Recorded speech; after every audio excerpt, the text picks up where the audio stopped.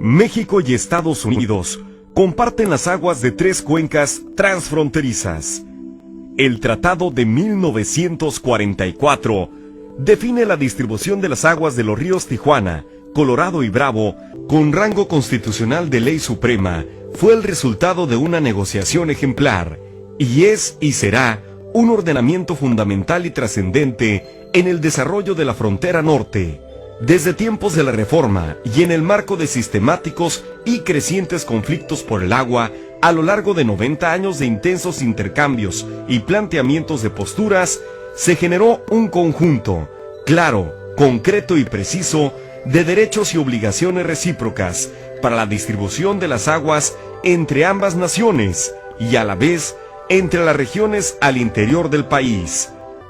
Las discrepancias con el ejercicio de atribuciones del gobierno federal en el cumplimiento del tratado obligaron al gobierno de Tamaulipas a recurrir a la Suprema Corte de Justicia, acogiéndose al Estado de Derecho en el afán de que se respete puntualmente la Constitución y el tratado.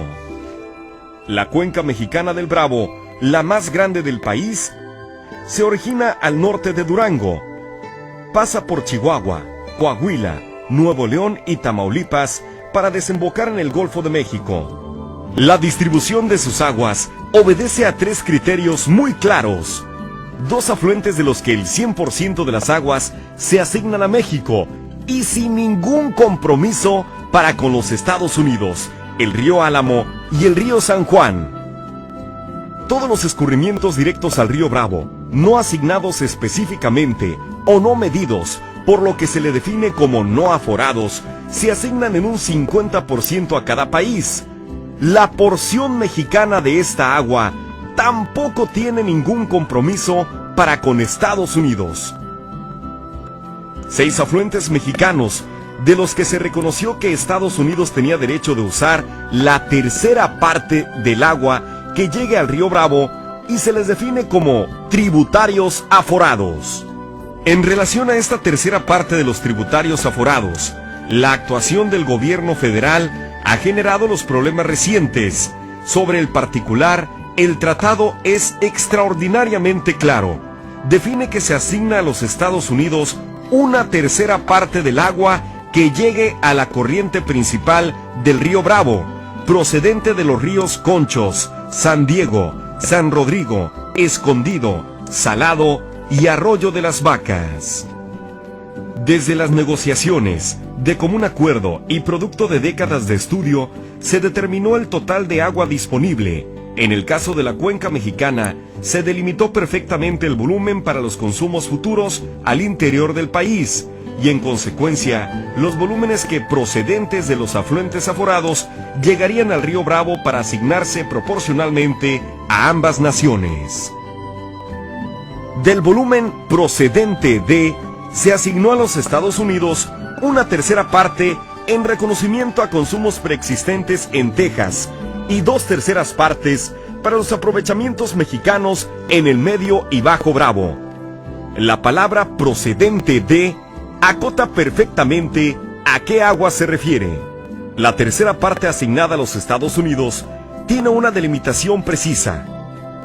El tratado establece que no será menor en conjunto y en promedio de 5 años consecutivos de 431 millones de metros cúbicos. Los 431 millones de metros cúbicos corresponden al volumen de agua que, procedente del interior de nuestro país, México reconoció que Estados Unidos tenía el derecho de usar, pero en las negociaciones México sostenía que, dado lo errático de los escurrimientos, no podía garantizarlos año con año sin afectar a los derechos mexicanos, y proponía asignarlos como un promedio en caso de extraordinaria sequía que haga difícil para México dejar escurrir los 431 millones de metros cúbicos que se asignan a los Estados Unidos. Los faltantes que existieran al final del ciclo se repondrán en el ciclo siguiente con agua procedente de los mismos tributarios. Nuevamente, la palabra procedente de acota expresamente a qué agua se refiere y el texto reitera que son las mismas de las que se asigna la tercera parte a los Estados Unidos. De esta forma, el tratado salvaguarda los aprovechamientos mexicanos del Bajo Bravo.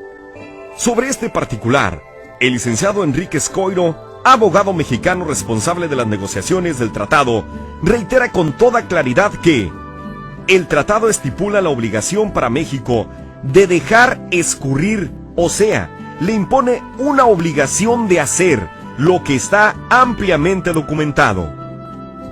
Se tenía perfectamente calculado que si México deja escurrir la proporción prevista, la tercera parte garantizaba el volumen comprometido, como ocurrió a lo largo de más de 50 años. El problema de fondo es que, en los últimos años, México utilizó al interior del país proporcionalmente más agua de la prevista, afectando los escurrimientos al cauce principal que darían sustento al tratado. Por una administración arbitraria de las aguas, sin respetar los límites previstos en el tratado, ni la ley, que establece que evidentemente no se puede otorgar una concesión si no hay agua, y sin respetar las vedas para el otorgamiento de nuevas concesiones decretadas desde 1955 y anteriores, se dieron concesiones de más y se generó una severa sobreexplotación de la cuenca, como lo expresa ante el Senado el director general de la Comisión Nacional del Agua, dependencia responsable de otorgar las concesiones. Simplemente yo quiero informar, y lo haré con detalle si hay la inquietud de alguno de los senadores o senadores, que esto representa una sobreexplotación, está sobreconcesionada la cuenca.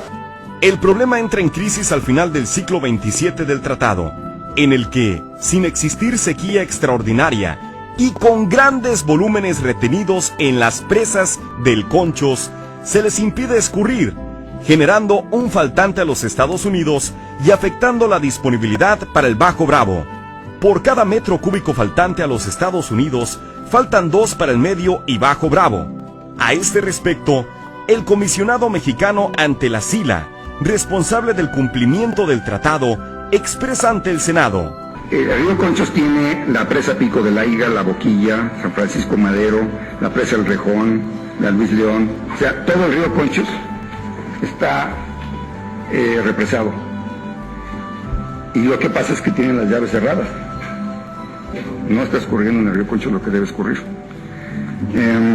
Ahorita el sistema del río Conchos tiene 2.868 millones de metros cúbicos guardados. Claro que debería escurrir más, pero México debe dejar escurrir esa agua. Entonces, esa respuesta se la tiene que dar la Conagua, no yo.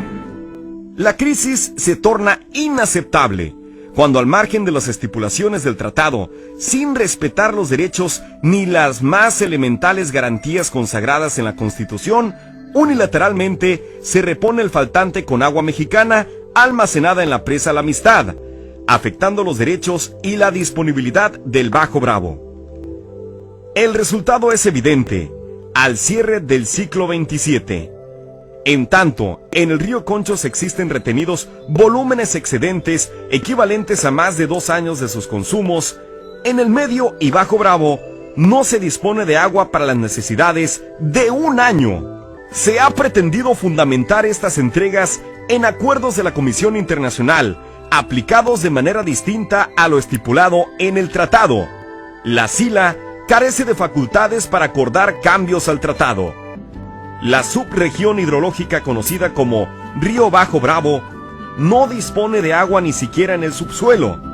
De ser una zona prácticamente deshabitada, nace y se desarrolla con el aprovechamiento de las aguas que, provenientes de la parte alta, se asignan a México en el tratado. Históricamente, los derechos del Medio y Bajo Bravo han utilizado el total del volumen aprovechable de las 2/3 partes y de la proporción no aforada mexicana. El Bajo Bravo es una subregión a la que el tratado dio vida. Su subsistencia depende de las aguas que bajan por el río en cumplimiento del tratado. El orden, la sustentabilidad de la cuenca y el futuro de la región dependen del cumplimiento del tratado.